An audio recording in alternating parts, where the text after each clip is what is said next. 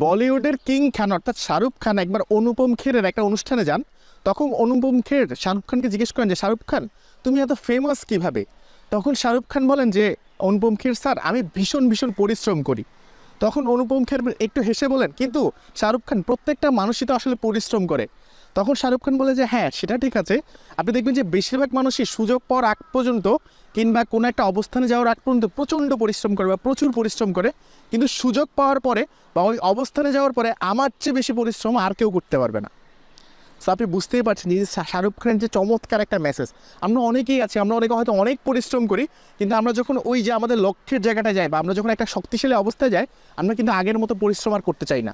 তো আপনি কিন্তু শাহরুখ খান থেকে চাইলে এই চমৎকার জিনিসটা শিখতে পারেন।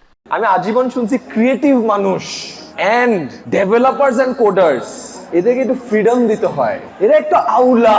এদের সমস্যা কি জানো? ওই যে ডিসিপ্লিন না থাকলে তুমি যদি ভাবো ক্রিয়েটিভিটি দিয়ে তুমি ফাটাই দিবা, অ্যাটলিস্ট আমার লাস্ট 12 বছরের প্রফেশনাল লাইফে আমি দেখছি ক্রিয়েটিভিটি অনেক মানুষ 5 বছর পরে কোথাও খুঁজে পাচ্ছ না। বাট ডিসিপ্লিন যদি না থাকে দে Kant gate go.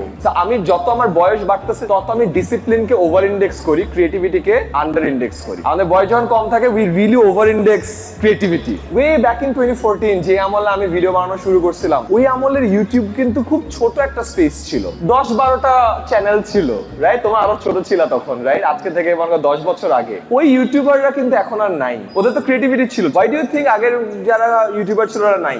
It's because ওই যে ডিসিপ্লিনটা দরকার ছিল রেগুলার ভিডিও আপলোড করা, সেটা ওদের ছিল না। That's a problem.